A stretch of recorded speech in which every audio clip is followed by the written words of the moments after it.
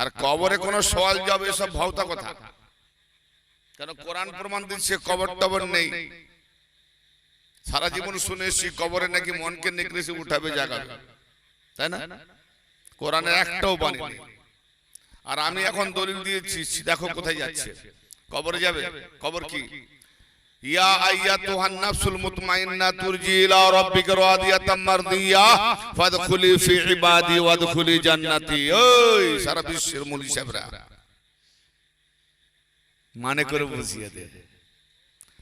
সূরা আল ফাজর শেষের দিকের 4টে আয়াত 27, 28, 29, 30। এই প্রশান্ত নফস,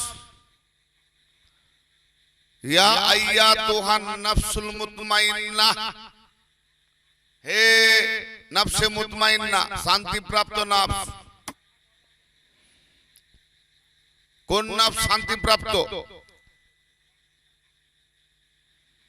যারা আনা মাদিনাতুল ইলম আলিউন বাবুহা মান আরদাল মাদিনাতা ফালিয়াতিল বাব।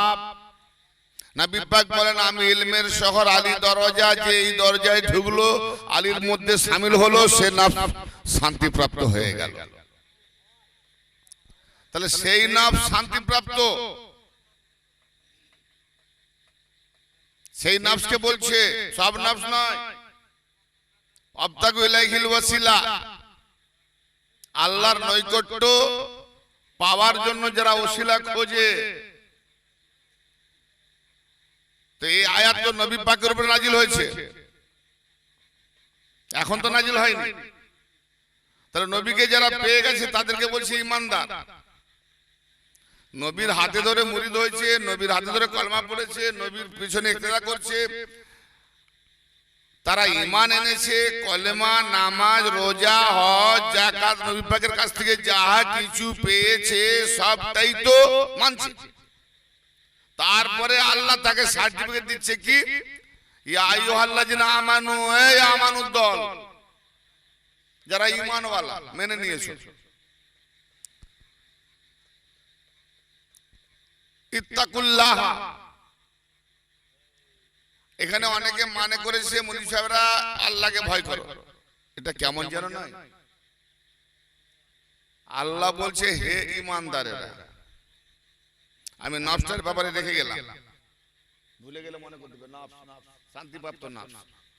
কবরে যা যাব সওয়াল জবাব হবে না, ওই নফসটার দিকে গেলে ওটা ভুলে মনে করতে হবে, ভুলে গেলে। আল্লাহ পাক বলছেন ইয়া আইয়ুহাল্লাযিনা আমানুত্তাকুল্লাহ, হে ঈমানদারেরা, যারা মেনে নিয়েছো। যারা মেনে নেয় তাদেরকে ঈমানদার বলে। ইত্তাকুল্লাহ, আল্লাহকে ভয় করো। আল্লাহ নিজেই সার্টিফিকেট দিচ্ছে যে তুমি মেনে নিয়েছো, তাহলে আবার ভয় করার প্রশ্ন আসবে কেন? যে মানেনি তাকে বলবে ভয় কর, আইন না মানবি তো সাজা আছে। তো মেনে যখন নিয়েছি তাহলে আল্লাহকে ভয় করতে বলছে কেন? কেন আল্লাহ জালিম নাকি? মানলেও ভয় করতে হবে, না মানলেও ভয় করতে হবে। তাহলে মোল্লাদের মানে নেবো না মাওলার মানে নেবো? হ্যাঁ, তাকওয়া, যে তাকওয়া পালন করে তাকে বলে মুত্তাকিন। আর মুত্তাকিনদের ইমাম আলী। কোরআন ও হাদিসে যেদিকে যাও, আর যারা মুত্তাকিন তাদেরকে তারা উঠবে মাওলা আলী পাকের সঙ্গে হাসরে। তাহলে হাসরে যদি মাওলা আলী পাকের সঙ্গে ওঠে তাহলে আর কারো কাছে যাওয়ার দরকার আছে? তো সেই নফস, আলীওয়ালা নফস, তারা হলো শান্তিপ্রাপ্ত নফস। আর আল্লাহ বলছে ইত্তাকুল্লাহ, আল্লাহতে নিয়ন্ত্রণ হও। ভয় আর নিয়ন্ত্রণ। নিয়ন্ত্রণ মানে কি? যে আমি যখন ঈমান এনেছি তাহলে ঈমান মেনেছি, আর যাকে মানি তার নিয়ন্ত্রণে থাকি, ঠিক না? হ্যাঁ, এরা বলেন ভয় করো, উল্টে গেছে। আল্লাহকে মানবে, ভয় করবে কেন? কি ভয় করবে? মেনে তো নিয়েছি, ভয় করতে প্রশ্নই নেই। না, মেনে যখন নিয়েছো তো মেনে নিয়েছো, যখন নিয়ন্ত্রণে থাকো। হ্যাঁ, কি বুঝতে পারলে? আল্লাহর নিয়ন্ত্রণে থাকো। ইয়া আইয়ুহাল্লাযিনা আমানু তাকুল্লাহ, যারা ঈমানদার আল্লাহর নিয়ন্ত্রণে থাকো, আত্মশুদ্ধিতে থাকো, আত্মশুদ্ধিতে থাকো, অর্থাৎ হালাল হারাম এখানেও বলেছে। তাই এই যে রমজান মাস, ওই তাকওয়া কি বলছে, ইয়া আইয়ুহাল্লাযিনা আমানু, ইয়া আইয়ুহাল্লাযিনা আমানু কুতিবা আলাইকুমুস সিয়াম কামা কুতিবা আলাল্লাযিনা লাআল্লাকুম কামা কুতিবা আলাল্লাযিনা মিন ক্বাবলিকুম লাআল্লাকুম তাত্তাকুন। এই ঈমানদারেরা, এই ঈমানদারেরা, তোমরা তোমাদের প্রতি রোজাকে নির্ধারিত করে দেওয়া হয়, সেখানে ফরজ বলেনি, কুতিবা মানে নির্ধারিত করে দেওয়া হয়েছে, নির্ধারণ করে দিয়েছে, যেভাবে তোমাদের পূর্ববর্তীদের উপরে নির্ধারণ করা ছিল। তো এই আয়াত কখন নাযিল হয়েছে? নবী পাকের উপরে। তাহলে নবী পাকের আগে যারা নবী ছিলেন, আদম আলাইহিস সালাম থেকে ঈসা নবী পর্যন্ত সকলের উপরে যেভাবে রোজা নির্ধারিত ছিল, সেই নির্ধারিত রোজা তোমাদের উপরে করা হলো। মিন ক্বাবলিকুম, তোমাদের পূর্ববর্তীদের উপরে যেভাবে ছিল। কি জন্য? লাআল্লাকুম তাত্তাকুন, যাতে তোমরা নিয়ন্ত্রণকারী হয়ে যাও, যাতে তোমরা নিয়ন্ত্রণে থাকো, যাতে তোমরা তাকওয়াতে থাকো, নিয়ন্ত্রণে। তাহলে সব ইবাদত একটাই মূল, সব ইবাদতের মূল একটাই বলেছে, যে তুমি আল্লাহতে বা তার বিধানে নিয়ন্ত্রণে থাকার জন্য নামাজ, রোজা, হজ, যাকাত। দরকার নেই আল্লাহর জন্য নামাজ রোজা, শুধু তোমার জন্য যেন আল্লাহর নিয়ন্ত্রণে থাকো।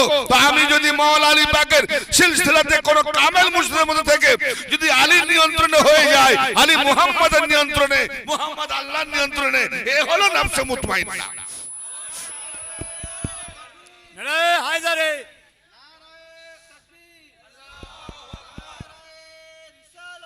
ইয়া রাসূলুল্লাহ,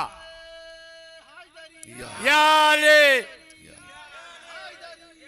ইয়া আলী। নিয়ন্ত্রণ মূল একটাই, আদম জামানা থেকে কিয়ামত পর্যন্ত যেই আসবে সবার কাছে একটাই, যে তুমি যেভাবে হোক, চাহে তুমি, তাই হযরতে মাহবুবে নিজামুদ্দিন মাহবুবেলাই দিল্লিতে যার মাজার পাক, ফরিদুদ্দিন আত্তার, ফরিদুদ্দিন গাজী শেখর রাদিয়াল্লাহু তাআলা আনহুর যিনি খলিফা, তিনি লিখেছেন তার কিতাবে, সব ধর্মের মানুষ যে যে ধর্মেই থাকুক, আর আল্লাহ নিজেই বলছে আমি সব ধর্মের সব ভাষা নবী পাঠিয়েছি, তাহলে আবার তুমি কোন ধর্মকে ঘৃণা করবে?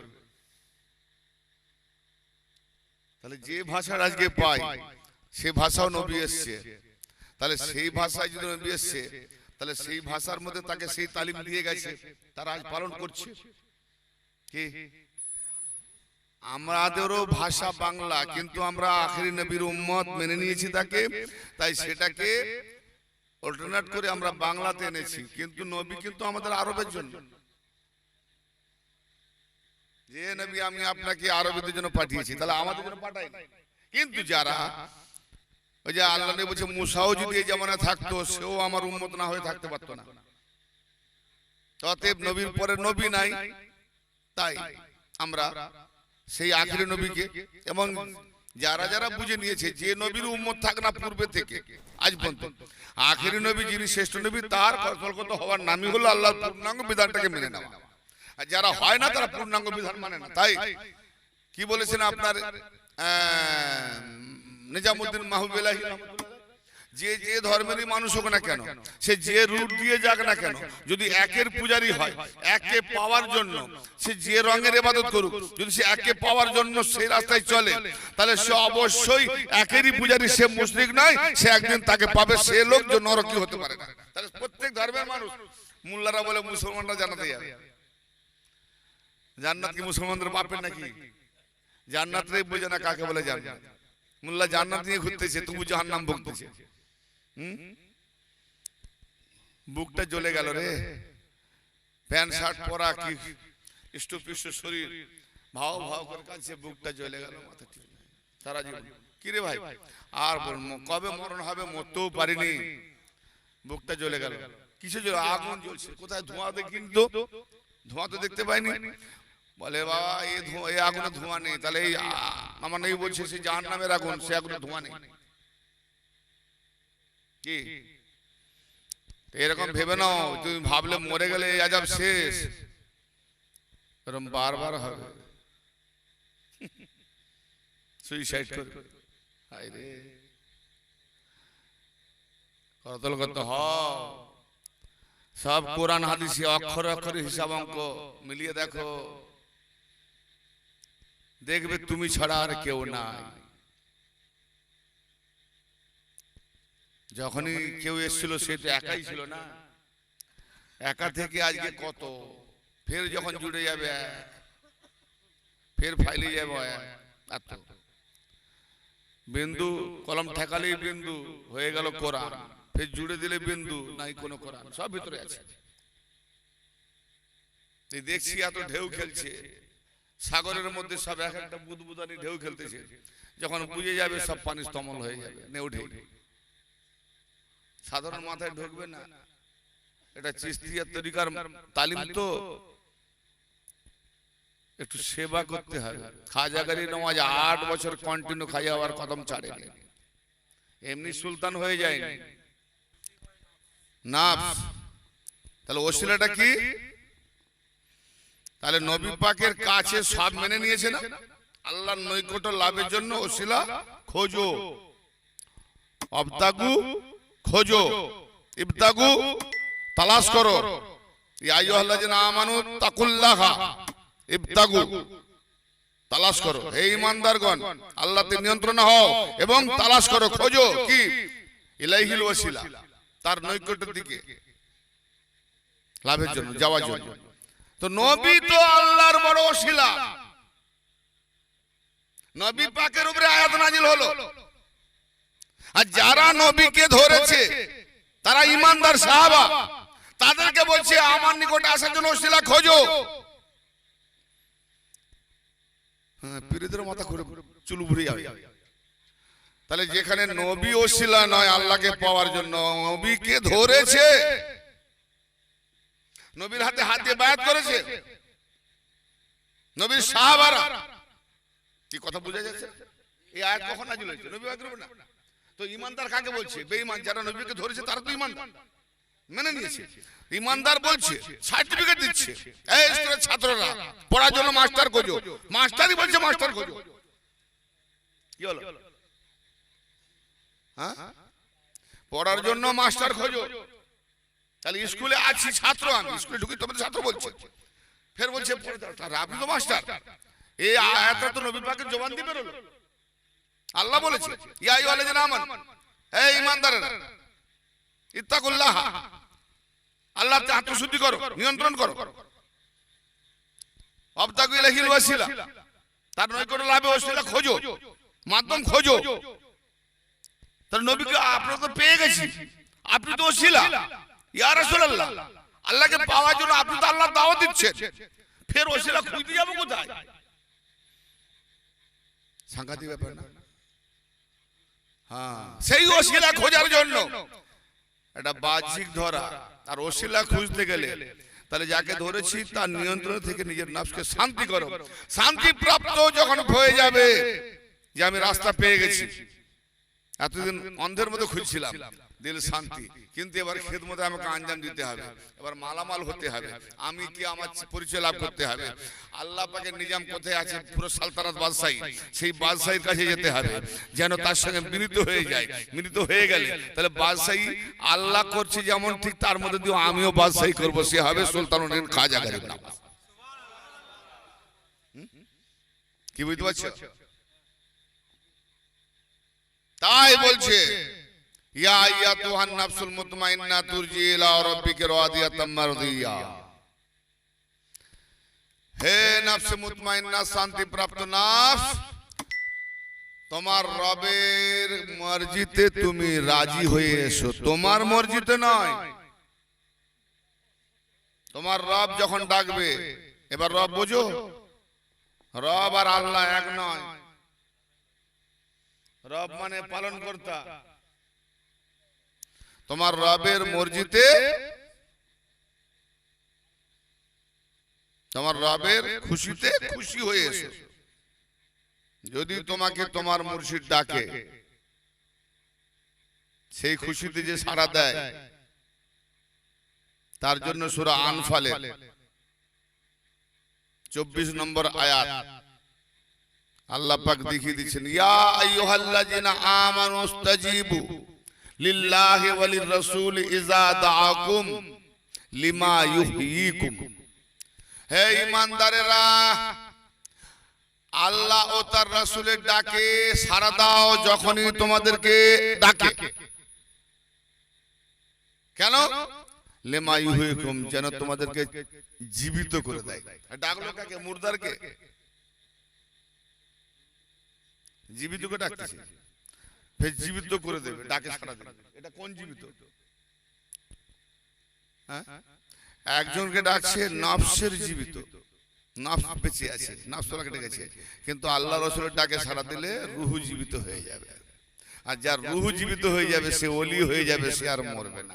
সে নিজের মধ্যে নিয়ন্ত্রণ হয়ে যাবে, সে নিজে নিয়ন্ত্রণ করতে পারবে। কেউ ধরে নিয়ে যাবে, তার সাহারা যেমন আমি নিজে চলবো। তার মানে প্যারালাইসিস থেকে বেঁচে গেলাম, নিজে চলবো। কি বুঝতে না? তো আচ্ছা, আল্লাহ কি ডেকেছিল? কোনদিন আল্লাহ ডাকে? তার বোঝা গেল রসুলের ডাক আল্লাহর ডাক, ওলির ডাক আল্লাহর ডাক। তাতে যে আল্লাহর দিকে ডাকে সেটাই ওলি ডাক বা রসুল ডাক, নবী ডাক, সেটা আল্লাহ ডাকে। যে ডাকে সাড়া দেবে। তাই বলছে, ইয়া আইয়াতুহান নাফসুল মুতমাইন্না তুরজি ইলা রাব্বিকা রাদিয়াতাম মারদিয়া। হে নফসে মুতমাইন্না, শান্তিপ্রাপ্ত নফস, তুমি তোমার রবের খুশিতে খুশি হয়ে আসো। রবের দিকে ফিরে এসো তার খুশিতে, রবের দিকে ফিরে এসো তার খুশিতে। বলে না খবরে নাকি জিজ্ঞেস করবে, মান রাব্বুকা, তোমার রবকে। কেন মান আল্লাহকে বলবে না? যে তোমার আল্লাহকে রব কেন বলবে? আল্লাহ কোথায় গেল? ইবাদত করবো আল্লাহর, আর জিজ্ঞেস করবে রবের। কেন রব কেন বলবে? আরে কোন কবরের সওয়াল হবে সেটাই জানি না। মৃত্যুর সময় তোমাকে প্রশ্ন করবে, ওই সময় তোমার রব মুর্শিদ রূপে দেখা দেবে। যদি তুমি জানো যে তোমার এই পালন কর্তা, রব মানে পালন কর্তা, যদি জানো যে তো হাজারা বিয়ে তো আমার রব পালন কর্তা, চলো কোথায়? কি বলবে? ফাদখুলি ফি ইবাদি। ওই যে তোমার রব দেখেছো, ওই সূরতের মধ্যে তুমি দাখিল হয়ে যাও। তুমি আর পশুতে এসো না, কুকুরে এসো না, আর উন্নত মানের চেহারাতে তুমি দাখিল হও। আর উন্নত মানের ফাদখুলি ফি ইবাদি ওয়াদখুলি জান্নাতি, জান্নাতে দাখিল হও। কি বলে? কি বলে? তাহলে যেমন কর্ম তেমন লেখা হয়। হাত পাও কথা বলে, লেখা হয়। তো কি লেখা হলো? কর্ম যদি ভালো হয়, তার মানে বোঝা গেল কবর কোথায় গেল? হে নফসে মুতমাইন্না, তোমার রবের খুশিতে খুশি হয়ে তার দিকে ফিরে এসো। তারপর কি বললো? ফাদখুলি ফি ইবাদি, আমার বান্দাদের মধ্যে ঢোকো। বান্দারা কবর হয় না? ফাদখুলি কবরি, ফাদখুলি ফি কবরি বলেছে যে আমার কবরে ঢোকো। ফাদখুলি ফি ইবাদি, আমার বান্দাদের মধ্যে ঢোকো। তাহলে এক বান্দাকে বলতেছে আরেক বান্দাকে ঢুকতে। তাহলে আল্লাহর বান্দা কারা? কারা আল্লাহর বান্দা? এই দেখো আল্লাহর বান্দার পরিচিত। সবাই আমরা যে বলি আল্লাহর বান্দা না, আমরা আল্লাহর বান্দার বান্দা। আমরা আল্লাহর যারা বান্দা, সেই বান্দার বান্দা। বান্দা মানে গোলাম, দাস, চাকর। আমরা আল্লাহর বান্দার বান্দা কেমন? এই দেখো সূরা হিজর কোরআন প্রমাণ দিচ্ছে। মৌলী সাহেব তো ওই ঠোকাঠুকি তারাবিতে বুলেট ট্রেন চালিয়ে, হাই রে বাবা, এই দেখো না এখন কত বুলেট ট্রেন চলছে, মাসটা চলবে এখন। আল্লাহ পাক সূরা হিজর বলছে শয়তানের সঙ্গে চ্যালেঞ্জ হচ্ছে। শয়তানের সঙ্গে আল্লাহ চ্যালেঞ্জ, মোকাবেলা। কেন শয়তানকে বলেছে না, শয়তান তখন ছিল না, বলছে যাকে আমি নিজের দু হাতে বানালাম আল্লাহ বলছে আদমকে, তাকে সেজদা করতে তোকে কে মানা করলো, কে তোকে বাধা দিল? তাহলে আমাদের বাবা আদমকে দু হাতে বানিয়েছে, তো আমরা তার বংশধর তো নাকি? তাহলে বাবা আদম, আমরা বনি আদম, তিনি বাবা, আমরা বংশ, তাই না? আদম তো আমরা, তাহলে আমাদেরকে দু হাতে বানিয়েছে। কে বানিয়েছে? আল্লাহ। তো যে দু হাতে বানাতে পারে সে আসমানে থাকে? যে নিজে দু হাতে বানালো সে থাকবে আসমানে, আর মৌলভী সাহেব দেবে জমিনে সাইদা। সাইদা তো আল্লাহর জন্য নাকি? সাইদা আল্লাহর জন্য। তাহলে আদম থাকবে জমিনে, আল্লাহ থাকবে ওপরে। তা আজকে তুমি আল্লাহর নামে সাইদা দিলেও আদম থাকে জমিনে, আদমকে সাইদা হচ্ছে, তুমি বুঝতে পারো না, করিয়ে নিচ্ছে। আরে আদমের সুরতকে না করো, কমসে কম মাটিকে তো করছো। তাহলে মাটি দিয়ে তো আদমকে বানানো হয়েছে।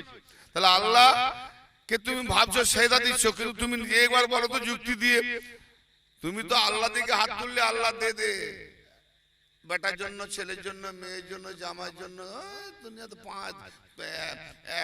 4 রাকাত নামাজ পড়ে আল্লাহ কাছে পুরো পুরো ফ্যাক্টরি চেয়ে নিচ্ছে। 4 রাকাত নামাজ পড়ে ফ্যাক্টরি চেয়ে নিচ্ছে। জানিনি কি দিল না দিল, আমাদেরকে কেউ কিছু দিল আমরা পকেটে রাখি। আল্লাহ কি দিল কি জানি, যা দিল সব নিয়ে মুখে মেখে নিলাম। ফেয়ার লাভ নাকি কি দিল জানি না, এটা করতে হয়। ফাজলামি সীমা আছে, নৌটঙ্কি সব। হ্যাঁ, কোন কাজটা করবো একটা কি বলবো, একটা পশুকে যদি বলি ছি, সেও অন্তর থেকে আমাকে সে বলছে পারি। মৌলভী সাহেব একটু ভাবলো না, আমরা ভাবলাম না কোরআন পাকে আল্লাহ সুয়ারের থেকেও নিকৃষ্ট বলছে যারা কোরআন বুঝে না পড়ে। বুঝে বুঝে যে না পড়ে তাকে সুয়ার কুকুরের থেকেও নিকৃষ্ট করেছে কোরআন। আর আমরা কোরআন বুলেট ট্রেন চালাচ্ছি। আলহামদুলিল্লাহ রাব্বিল আলামিন, আল্লাহু আকবার। এই ফাজলামের একটা সীমা আছে, আল্লাহর সঙ্গে তামাশা। হ্যাঁ, ধর্ম নাকি না ব্যবসা? আমি খালি অবাক হয়ে যাই যে কি খেল তামাশা হচ্ছে সব। এরাই আবার ফতোয়া দেয় বড় বড়। হ্যাঁ, নামাজ পড়ে না, খাজা খাজা করে, সব বেদাত। এই বেদাতের বাচ্চা, শিখিয়ে দেবো কাকে বলে বেদাত। কি বলছি? শয়তান চ্যালেঞ্জ দেখ,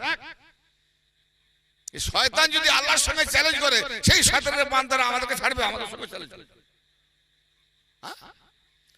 قال رب بما أغويتني لأزينن لهم في الأرض ولأغوينهم أجمعين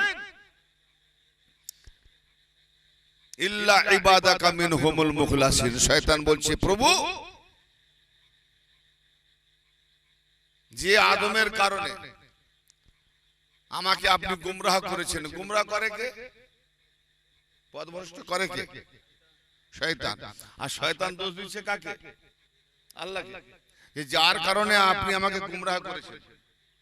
ও, কোরআন প্রমাণ দিচ্ছে। মৌলভী সাহেব এখানে কি বলবে? শয়তান আমাদের গুমরাহ করে আর শয়তানকে আল্লাহ গুমরাহ করে। তাহলে আল্লাহর শয়তানকে গুমরাহ করে, শয়তানকে আল্লাহ, নাউজুবিল্লাহ। হ্যাঁ, দোষ দিচ্ছে দেখো। তার মানে যে শয়তান আল্লাহকে শয়তান বানায়, আর সেই শয়তানের বান্দা গোলামরা, মোল্লারা আমাদেরকে শয়তান বলতে ছাড়বে? কাফের বলতে ছাড়বে? তা আজকে দেখবে হক পথে যখন জবাব না দিতে পারবে, তখন বলবে এরা সব বেদাতি শয়তান। আবে তোর শয়তান গুরু আল্লাহকে বলেছে শয়তান। হ্যাঁ, তোরা ছাড়বি? প্রত্যেকটা জেল যাওয়ার কথা আমি আলোকপাত করে যাচ্ছি, বুঝো না বুঝাও কাজ তোমাদের। قال رب بما أغويتني لأزينن لهم في الأرض ولأغوينهم أجمعين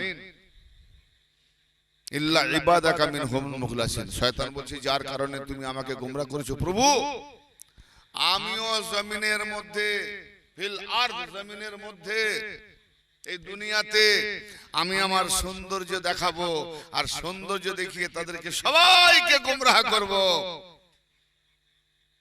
এই চ্যালেঞ্জ, সবাই কি চ্যালেঞ্জ? আল্লাহ বলেছে পারবি না, এটাও বলেন। আল্লাহ বলেছে পারবি। কি সাংঘাতিক ব্যাপার। ওয়ালা উগবিয়ান্নাহুম আজমাইন, আজমাইন সবাই ভুয়া করব, ব্ল্যাকমেল করব, গুমরাহ করব। আবার সে নিজে হেরে যাচ্ছে, ইল্লা ইবাদাকা মিনহুমুল মুখলাসিন, কিন্তু তোমার কিছু মুখলিস বান্দা আছে তাদের ছাড়া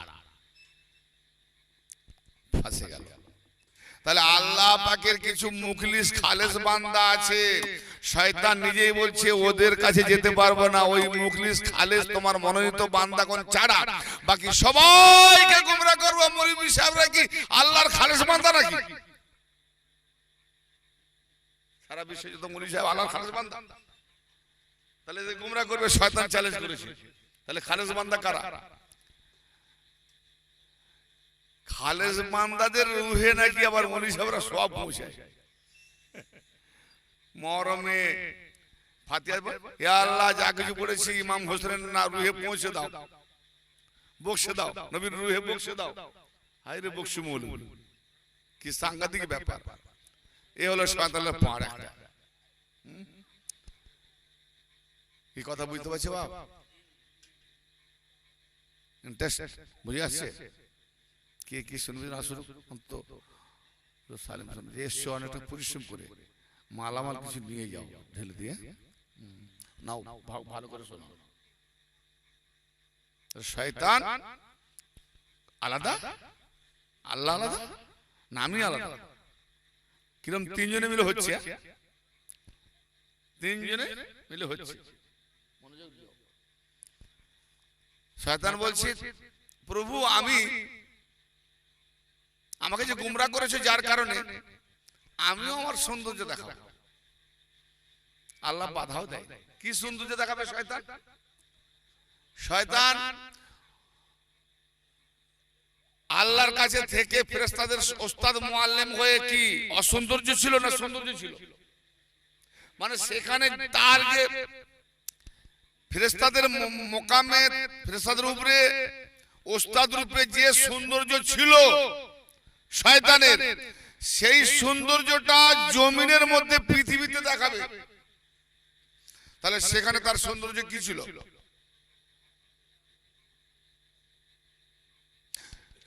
জুব্বা, হুব্বা, লেবাদা, বড় বড় দাড়ি, তসবি, হক আল্লাহ, হক আল্লাহ, আল্লাহু আল্লাহু, নামাজ, তসবিহ তেলাওয়াত, এমন কোন মোকাম নেই যে সেজদা দেয়নি। সব কিছু সৌন্দর্য তার মধ্যে, সব কিছু সৌন্দর্য তার মধ্যে। তাহলে আজও দেখছি না সেই শয়তানের সৌন্দর্য। কিন্তু শয়তান দুটো কাজ করেছে, দুটো কাজ শয়তানের মধ্যে দেখতে পাই। একটা করেনি, একটা করেছে। আল্লাহকে সেজদা দিতে ছাড়েনি, আর আদমকে সেজদা করেনি। কি? তাহলে আল্লাহকে সেজদা যদি নাও দিত শয়তান হতো না। কি বললাম? মানে এটা ভালো করে বোঝো,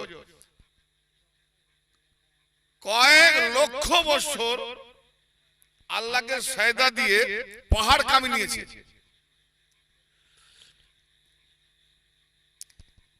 আর আদমকে একটা সেজদা না দেওয়ার কারণে আসমান ব্যাপ্ত পাহাড়ের মতো বোঝাদার সেজদা সব বেকার হয়ে গেল। তাহলে বলো কোন সেজদাটার ওজন বেশি? সুবহানাল্লাহ, এক সেজদা কার ওজন বেশি?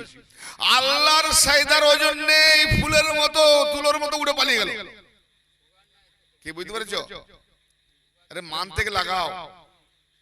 কোটি কোটি সেজদা আল্লাহকে করেছে, যদি ওয়েট থাকতো এক সেজদা করেন তো কি হবে? কোটি কোটি সেজদা মাই করেছে, একটা করেনি। আমরা হাজার গুনাহ করি, শয়তান হইনি। কি গো, মার্ডার করে দেয় শয়তান হয়, একেবারে জ্বালিয়ে দিচ্ছে শয়তান হয়। কোথাও বলেন যে মার্ডার করলে শয়তান হয়, চুরি করলে শয়তান হয়? জেনা করলে শয়তান হবে, কোথা দলিল আছে? পাপী হবে, গুনাহগার হবে, তার সাজা পাবে। কিন্তু শয়তান কোথায় হবে? ভালো করে বোঝো, আদমকে সাজদা না করলে শয়তান হবে। কি বুঝলে? না বুঝাতে পারিনি? না না, হ্যাঁ শেয়ার করো টপিক। আদমকে সাজদা এতটা ওজন, আল্লাহ তার নিজের সাজদার তোয়াক্কাই করলো না। যার এত কোটি কোটি সাজদা আমায় করেছে, কি এমন আদমের সাজদা যার একটা সাজদা না করার জন্য আদমের এত সাজদা সব বেকার উড়ে চলে গেল? মানে সারা লাইভ ধরে মোবাইলে যা সাজালাম, একটা সপ্তাহে যদি ভুল টিপা হয়ে যায় সব ডিলিট ডিলিট। কি বুঝলে? তা আল্লাহ সাজদা সব ডিলিট হয়ে গেছে। না এখন না, শোনো, না না ঠিক আছে, এখন না, শোনো, মন দিয়ে শোনো, মন ভাঙাও না, আমার মস্তিষ্ক নিয়ে যেতে হবে। তোমরা যেটা করছো করো। শোনো, আমি নেমে গেছি সমুদ্রে, অত পাড়ে তোলার চেষ্টা করো না। আল্লাহ পাকের সাজদা, কেন আল্লাহ নামটাই বলি, আল্লাহ দেখাও যায় না, শোনাও, তার আওয়াজ শোনাও যায় না। আল্লাহ বলে যদি জিভে লাগায়, আল্লাহ মিষ্টি না টক না তেতো তার জিভ দ্বারা স্বাদও পায় না। আচ্ছা, আল্লাহকে যদি কান দিয়ে অনুধাবন করি, আল্লাহর সুর কেমন, লতা না রফিক না মর্দ, পুরুষ না নারী, কান দ্বারাও আল্লাহকে বোঝা যায় না। আচ্ছা, আল্লাহ ফর্সা না কালো, বেটে না লম্বা, চোখের দ্বারা না, চোখ দিয়েও আল্লাহকে বোঝা যায়। জিভে দেখি টক না মিষ্টি তেতো না স্বাদও বোঝা যায়। আচ্ছা, গন্ধ দেখি সুগন্ধ না দুর্গন্ধ, তাতেও বোঝা যায়। আচ্ছা, টিপে হাত লাগাই দেখি নরম না শক্ত, ধরেও বোঝা যায়। তো আল্লাহকে ধরবো কি করে? আল্লাহ বলছে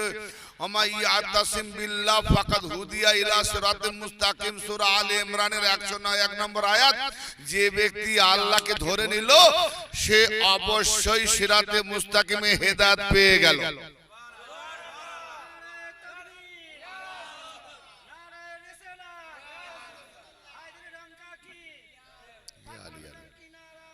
এক নারা হায়দারি। আল্লাহকে ধরবো কেমন করে? নাক দিয়ে বোঝা যায় না, চোখ দিয়ে ধর দেখা যায় না, কান দিয়ে শোনা যায় না, ধরে স্পর্শ ছোঁয়া যায় না, ধরবো কেমন করে? আল্লাহ আবার কোরআনে কি বোকা, আমাদেরকে বোকা বানাচ্ছে আল্লাহ। কেমন সব বড় বড় মৌলভী সাহেবকে জিজ্ঞেস করি, ওখানে কি বলবে জানো? বলে আল্লাহকে ধরা মানে আল্লাহর কোরআনকে ধরা। হ্যাঁ, কোরআন ধরে নেবে। আল্লাহর কোরআনের কি কোনো শক্তি আছে? আজকে দেখ, কোরআনের উপর লাথি মারতেছে, পুড়িয়ে দিচ্ছে, জ্বালিয়ে দিচ্ছে। আর আল্লাহ কোরআন পাকে বলেছে সূরা ওয়াকিয়া, ইন্নাহু লাকুরআনুন কারীম ফি কিতাবিম মাকনুন লা ইয়ামাসসুহু ইল্লাল মুতাহহারুন। কি আমি বলছি? নিঃসন্দেহ সম্মানীয় কারীম মানে সম্মানীয়, বড় ইজ্জতওয়ালা কোরআন।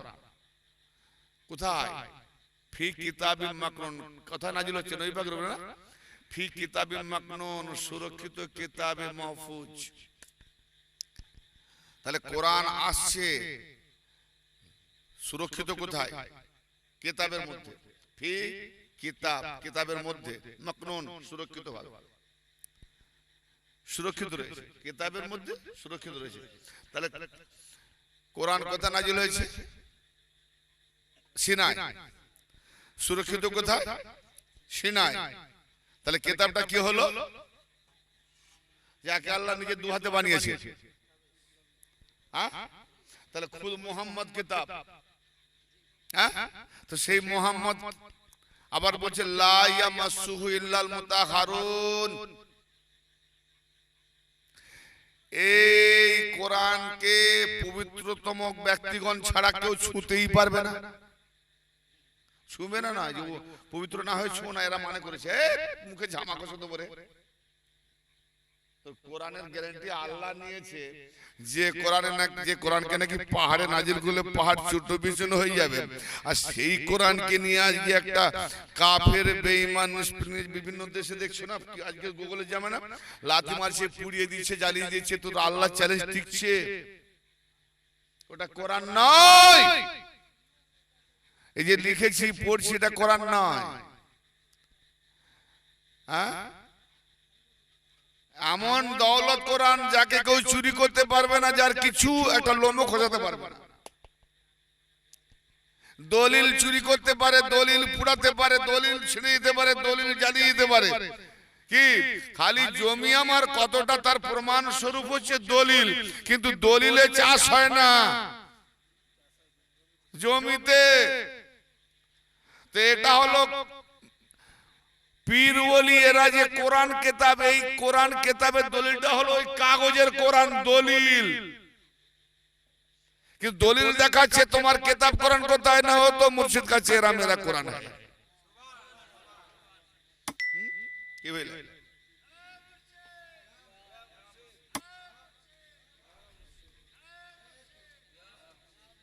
মোল্লারা কাগজের কোরআনকে নিয়ে বুলেট চালাচ্ছে, আর সুফিরা আল্লাহ পাকের নিজের দুহাতে বানানো চেহারাওয়ালা কোরআনকে নিয়ে চালাচ্ছে।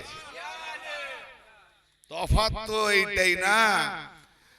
তোমাদের মানে কি বলে, নবী পাক বলছেন আমার উম্মতের মধ্যে, উম্মত মানে গন্ডি, সামাজিক তরে একটা ভাগ, আমার উম্মত নবী পাকের গন্ডির মধ্যে ৭৩টা দল হবে, ৭৩টা দল, ৭২টা জান্নাতে যাবে, একটা জাহান্নামে যাবে, তাই না? ৭২টা জাহান্নামে যাবে না, আমি তো দেখতে পাচ্ছি ৭২টা জান্নাতে যাবে, আমরা একটা দল জাহান্নামে যাব।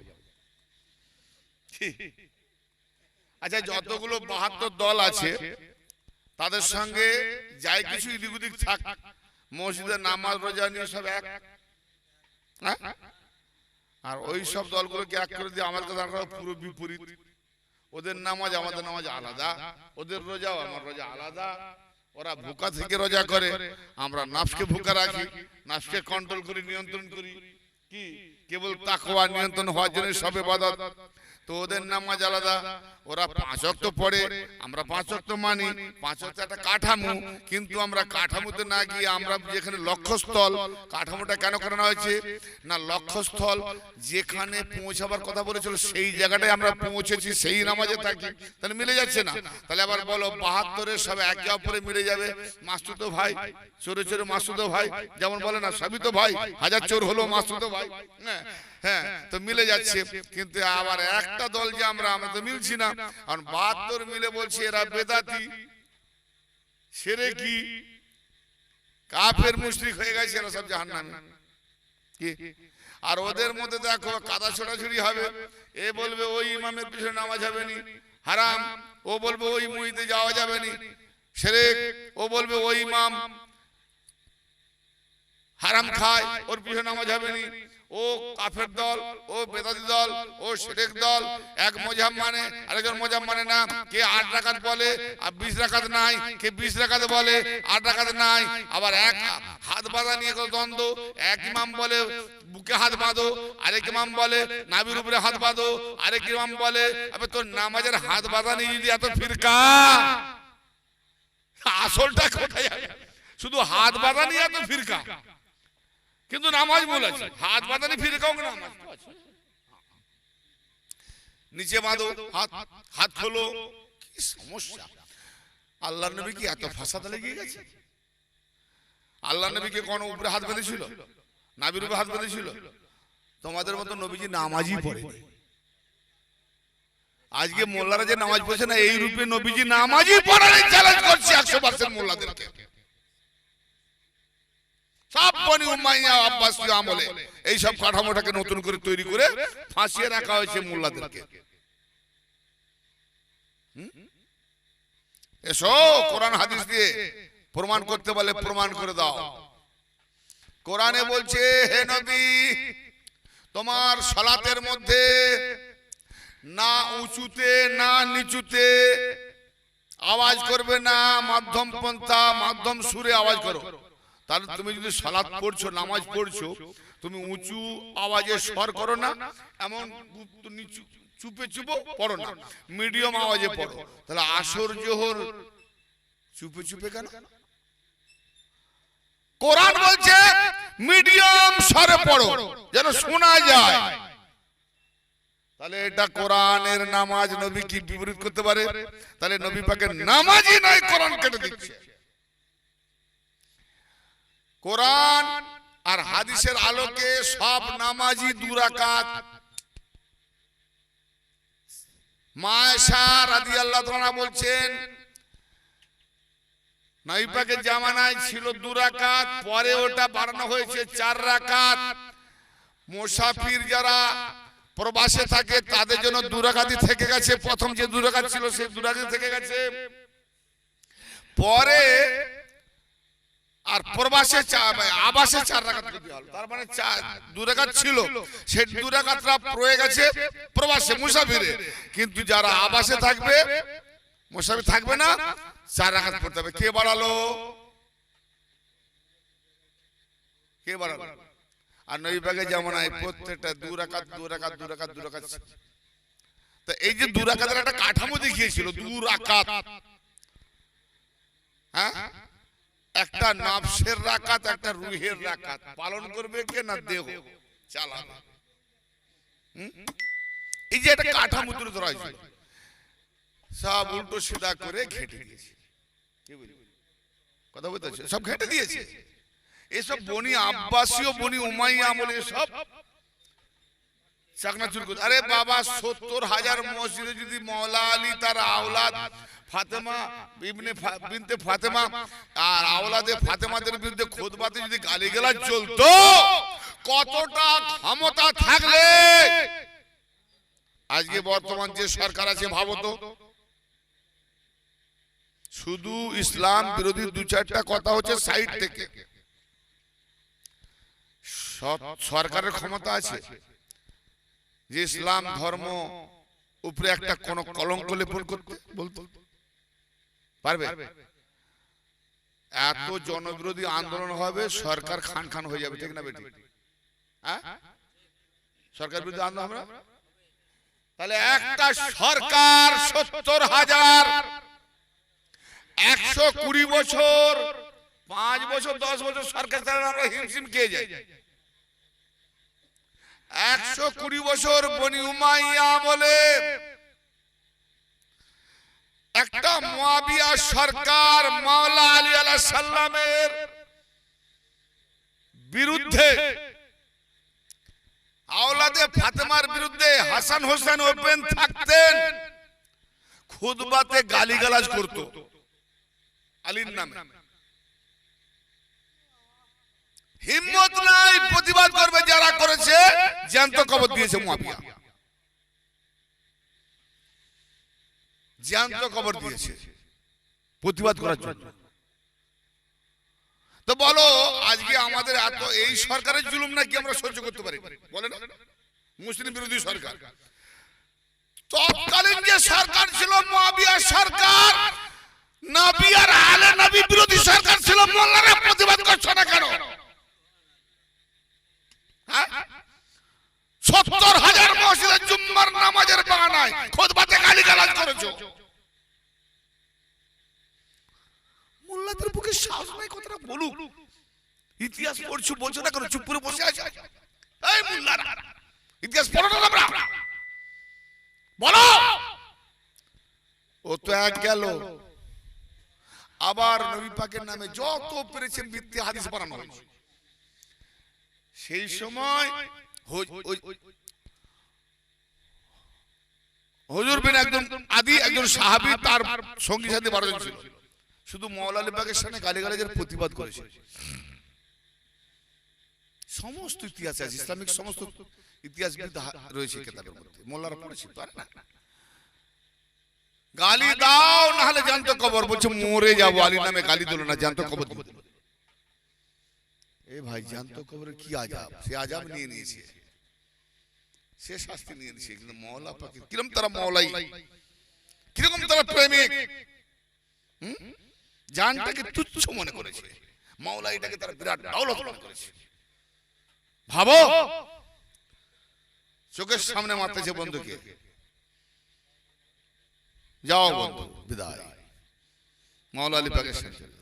হ্যাঁ, তো সেই সময় সেই সরকারের বিরুদ্ধে একই দিন একই ইসলাম মোহাম্মদী নামে চালানো হচ্ছে দিন ধর্ম।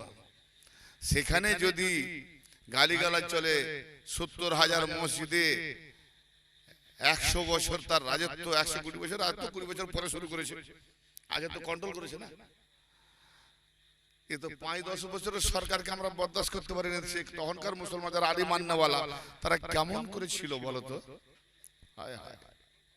আর আলীওয়ালা থাকবে, একটা ফার্স্ট জেনারেশন চলে গেল, উচ্চারণ করবে না ভয়ে, ছেলেকে বলতো না আলীর ফজিলত, কেন যদি পাচ্ছে আমার ছেলে বাইরে গিয়ে বলে দেয় গর্দান চলে যাবে।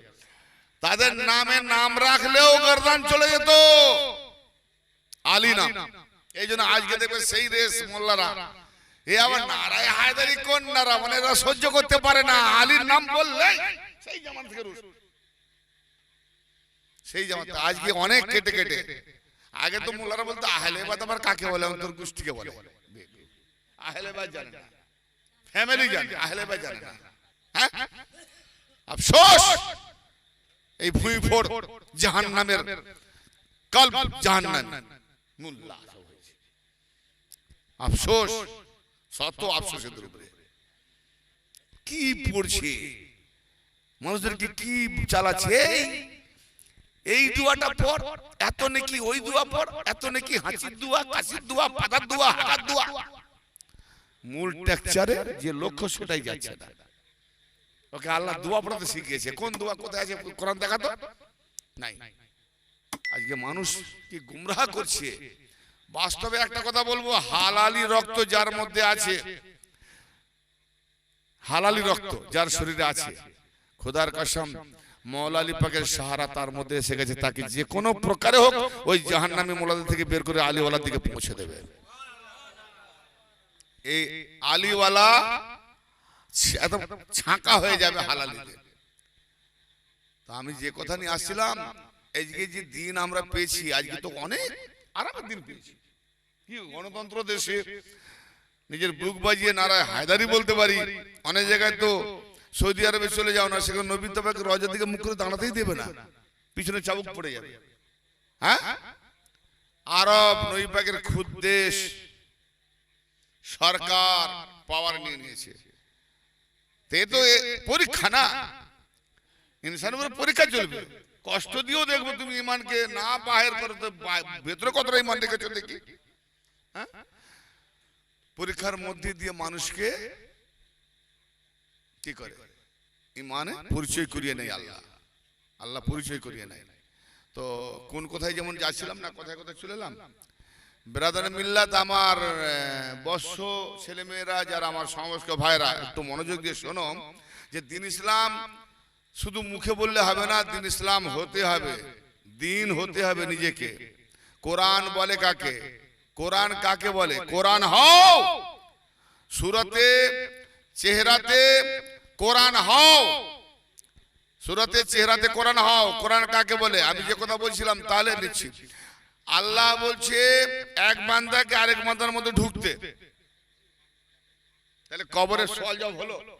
বান্দা বান্দার মধ্যে প্রবেশ করলে কি বলছে, ওয়াদ খুলি জান্নাতে, জান্নাতে ঢুকে যাও। তাহলে কবর কোথায় গেল?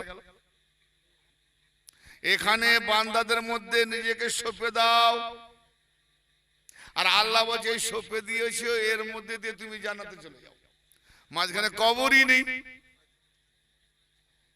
কবর কবর করে একটা ভাঁওতা, একটা মাঝখানে লুটে বুটে খাওয়া ধান্দা করেছে এরা। হাদিসে আছে, বলে হাদিসে আছে। আরে বাবা, আমি আগে কোরআন দেখবো না হাদিস দেখবো? আল্লাহর নবীর উপরে আল্লাহ কোরআন দিয়েছে, কোরআন যেটা অনুমোদন করবে সেই হাদিসটা নাও। কোরআনে যার চিহ্ন মাত্র নেই, কোরআনে যার উল্লেখ করেনি, কোনো গন্ধ নেই, সেইটাকে আমরা হাদিস থেকে কেমন নেবো? হাদিসে তো নবী পাকের সম্পর্কে অনেক তাওহীন করা আছে, সেটাও নিয়ে নেবো নাকি? কোরআন আগে দেখবো, কোরআন যদি হাদিসে নিয়ে যায় তবে যাব, আর কোরআন যদি একবারে মানা করে দেয় যে হাদিস কোরআনে নেই, তো ওটা হাদিস থেকে নেওয়া যাবে না, হাদিসটা ফেলে দাও, ওটা আসবে না।